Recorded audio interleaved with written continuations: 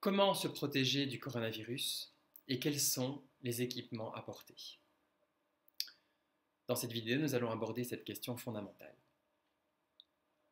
Les équipements nécessaires diffèrent en fonction de la prise en charge, du soin ou de l'acte technique qui va être réalisé par le soignant. Par exemple, une infirmière trieuse qui n'entre pas en contact physique et ne reste qu'un temps limité avec un patient suspect peut se contenter d'un simple masque chirurgical et de garder une distance de 1 mètre.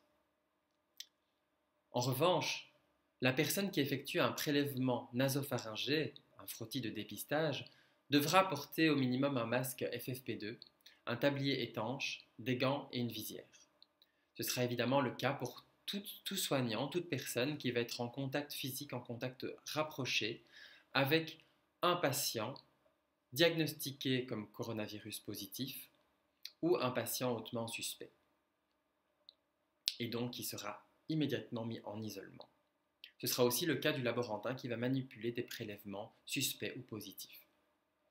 Et donc pour toutes ces situations, il y en a beaucoup de différentes en fonction de l'acte technique et de la situation bien précise. Il faudra se rapporter aux procédures qui sont ou seront disponibles dans votre service et en fonction de votre activité propre. N'oublions pas que tout patient suspect doit être équipé d'un masque chirurgical au plus tôt. Ce masque chirurgical réduit fortement le risque de transmission par gouttelette au moment de l'éternuement ou de la toux.